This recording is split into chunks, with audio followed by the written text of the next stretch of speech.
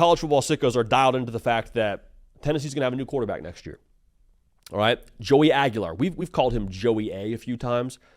Reason why, I think it sounds cool. 2, Joey Aguilar is hard for me to say fast when we're doing this show because I get excited and I talk kind of fast, so that's kind of how I feel about that.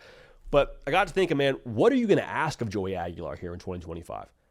Because with different quarterbacks, it's the same system under Josh Heupel, but is it not going to maybe look a touch different? Will there not be some different things you ask of him than a Nico Iamaleava? Because good quarterbacks, I'll rephrase that, good coordinators, good play callers, they call their offense differently for different quarterbacks.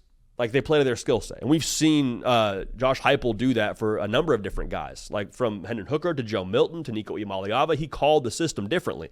And so I think that's the first thought around this is like, what are you going to ask of Joey Aguilar? If I'm Josh Heupel, I'm going to ask him to be Joey Aguilar. Like, don't come out here and try to be Joe Milton, to be Hendon Hooker. Like, go do what you do. Go do what got you to this spot, which is you pull the trigger, you let it rip, brother. Like, you play with a reckless abandon that maybe we have to rein in a little bit. Want to cut down on those INTs for sure. But, like, I think Joey Aguilar playing to his own strengths and Josh Heupel elevating those, that's going to be a massive part as to why Tennessee is successful. Not because he's trying to, keep it all to the vest and trying to not make the big mistake. Like, just go let it rip, dude. Let Josh Heupel be Josh Heupel. Let him rein in those mistakes, but you go be you is, I think, the biggest part of this. Now, what's going to make him successful, though, is what happens upstairs for him, like the processing of it all. Tennessee, they go a mile a minute when it comes to how they operate offensively. They go NASCAR fast. It's not an overly complex system, I don't believe, to execute. It's a complex system when you're going a play every 20 seconds. That's the big task for Joey Aguilar. And Caden Smith, producer Hardcount, said it multiple times here.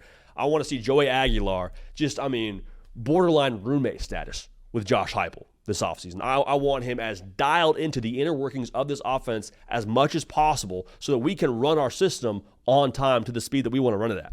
Because how fast they go, a lot of times that puts a defense on their heels to equate to some big plays. And I don't want to undersell the complexity of the scheme because it's definitely a scheme that will give defenses fits just how it operates with the wide splits and all those things.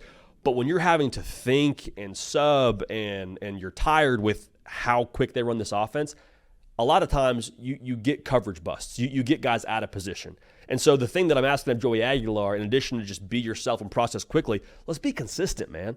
Like there were so many times last year where guys were schemed open via Josh Heupel. Now, receiver room, not off the hook. You're not off the hook if you're a receiver. You still got to win your matchups. We need more of that than we did last year. But there were a lot of times where guys were schemed open from Josh Heupel where Iamaleava was just missing on some of those dudes. Like it's just the fact of the matter. So there's not like a ton of, I don't think, like NFL throws we're asking here of Joey Aguilar in this spot. But when those throws are there downfield, when we got a safety who bit on the run game because we've been gashing them for 4 yards of carry this game, and we got guys running open downfield, we got to hit them. We got to make sure we're consistent in those throws. When that happens, going to be in a really good spot, score a lot of points, and win a lot of football games with who that defense is going to be, I think, here in 2025 for the Vols. Now, the last thing that I think you're asking of Joey Aguilar is you need the presence that he is supposed to bring, having played a lot of college football. This is a dude now who's been around the block. Played a lot at App State, was at JUCO before that. Heck, did a spring in Los Angeles, which there are worse places to do a spring at than UCLA. You lost some leaders last year for Tennessee. No more Cooper Mays, no more Dylan Sampson. It's not me saying there's not leadership already in that locker room, but when your quarterback is a leader and when your quarterback's not a leader, there's two very different feels within a football team. I've been a part of both. And I'd much rather be in the locker room where I can look to my quarterback who's touching the football every single play and feel confident knowing, hey, that dude, I trust him. He does the right things.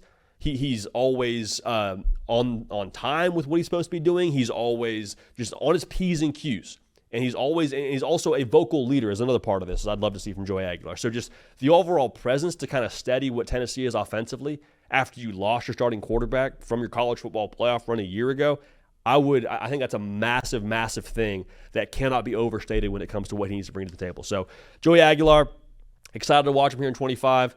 You're asking him to process quickly, be consistent, have some presence about himself, and then at the end of the day, man, just go be Joey A. Let it rip, be yourself, and I think the identity of the offense will follow and be pretty aggressive and be a lot of fun in that way.